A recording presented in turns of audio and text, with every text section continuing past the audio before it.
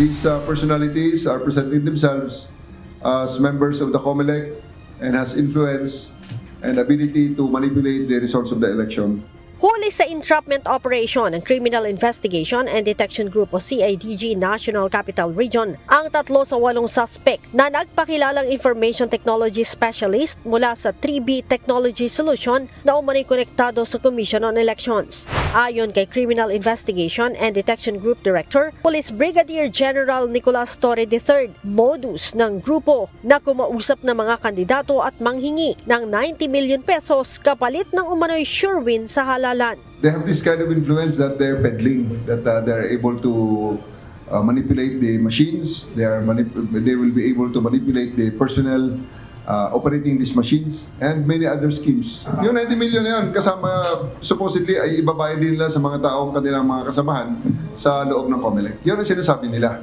Ngunit mariing itinanggi ng COMELEC na empleyado nila ang 3. Handa rin aniya nilang kasuhan kung may kasabwat ang mga ito sa loob ng poll body. We have a certification from our personnel department that these persons are not in the list of employees of the Commission on Elections. Wala silang record sa Commission on Elections. Pero sila'y nagpapanggap, nagsusuot kunwari ng jacket na may logo ng COMELEC. Madaling magpanggap. But upon verifying our records, wala sila sa listahan, whether regular employee or job order employees ng Commission on Elections. Pangako ng mga suspect, mayroon silang access sa automated result ng election, kaya't sigurado na ang panalo ng sino mang kandidato na magbabayad sa kanila. Yung grupo na nahuli natin ay manggagancho talaga yan sila. Wala po silang kapasidad para magpapanalo ng kandidato. Kasi yung dinadala nila na kampanya ay props lang nila yun. Wala talaga silang kakayahan technologically na mag-manipulate ng result or whatever documents regarding sa COMELEC election. Nagpakilala silang IT expert, ang trabaho lang nila, yung isa driver, yung isa nagpakilala na secretary. Kabilang sa hininga ng 90 million pesos ng grupo ang isang kandidato sa pagka-alkalde at vice-alkalde ng munisipalidad ng Enrile sa Cagayan Valley. Kwento ni Enrile Cagayan Mayoralty Candidate Robert Turingan, 27 taon sila at ang kanyang pamilya na hindi natatalo sa Enrile Cagayan tuwing halalan. Subalit noong makilala niya ang grupo noong 2019 at tanggihan ng mga ito, bigla siyang natalo.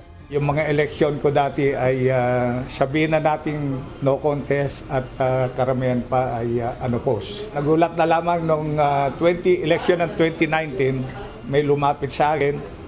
At yun nga, nag-offer ng pagkasiguradong panalo. So ako naman, hindi ko pa naranasan ito. Sa 27 years akong nanunungkulan, hindi ko pa naranasan talaga yung ganitong sistema. Hindi ko naman talagang pinatulan dahil alam ko naman na parang no contest na naman yung laban. Nagulat na lamang ako na ibang ahensya ng gobyerno, ang pwersa ay nagamit sa akin. Ang resulta ng eleksyon ay talo. Taong 2022 nang muling magpakita sa kanya ang grupo at sinabing hindi siya mananalo kung hindi magbabayad sa kanila. Nag-offer na naman ng siguradong pagkapanalo. Napapaisip tayo dahil natalo yung offer na hindi ko kinagat. Nangyari na nga yung sinabi nila sa akin.